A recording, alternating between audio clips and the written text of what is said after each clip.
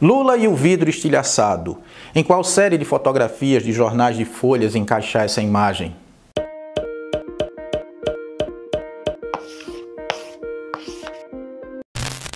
Dos inventos humanos, o que mais me espanta é a fotografia. Sim, a fotografia. Mas eu não vou discorrer muito sobre isso, não. Vou apenas dizer que, como historiador, lido com o tempo. O tempo, como disse Santo Agostinho, é algo que todo mundo entende, mas ninguém explica. A fotografia lida com o tempo de um modo singular.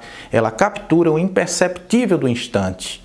A fotografia não chega a provocar inveja no tempo, como no poema do Aldir Blanc, mas zomba um pouquinho dele quando cristaliza um passo de sua caminhada. Essas coisas sobre tempo, fotografia, imagem, raramente saem do meu foco. E alugaram um quartinho na minha cabeça essa semana, quando, quinta-feira, dia 19 de janeiro, 2 cliques condensados numa única fotografia ilustravam a capa do jornal Folha de São Paulo, portal UOL. Na imagem, um vidro estilhaçado é sobreposto à foto do presidente Lula. A quem viu, Lula blindado. A quem viu, Lula atingido. Não consegui acompanhar toda a repercussão dessas fotografias recortadas em jornais da Folha, parafraseando Zé Ramalho, mas vi que houve um agito em torno da foto. De nota publicada na Associação Brasileira de Imprensa, a colunas escritas por colegas da fotógrafa, como Miri Lacombe e a Madeleine Laxco. Houve quem visse e criticasse o uso de recursos artísticos numa foto jornalística.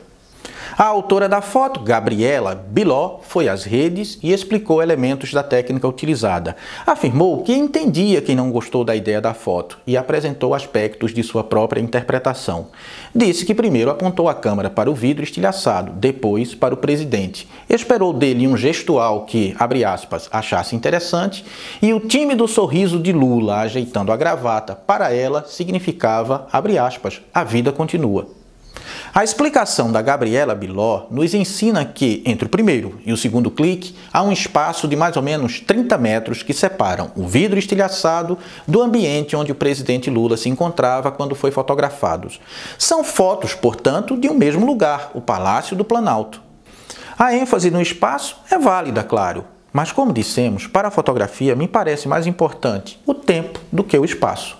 A sobreposição das imagens não empilha espaços apenas, empilha também tempos. E pode haver muitos tempos no instante da fotografia. Tempos em camadas. O tempo que separa o primeiro do segundo clique. O tempo que dedicamos à observação da fotografia. E, sobretudo, o tempo em que a fotografia vai ser lida.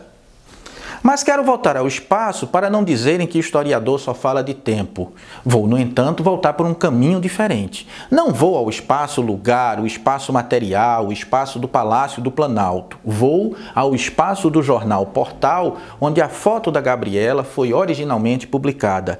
E como sei que uma foto nunca existe sozinha, vou pensar, como nos sugere Michel Foucault, alguns procedimentos que fazem o discurso funcionar.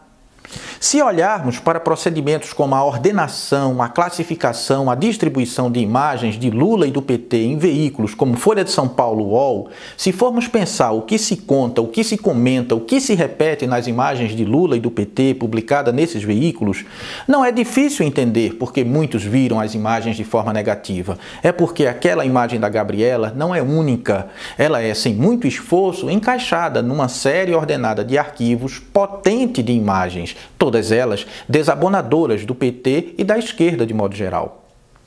Aqui fica a impressão de que a imagem aponta não para o risco de elementos artísticos no fotojornalismo, mas para o risco da imagem em sua relação com a mídia e o poder. A imagem, como a mídia, a média, não está no meio, é preciso saber de que lado ela está. Mas óbvio, isto é apenas uma impressão.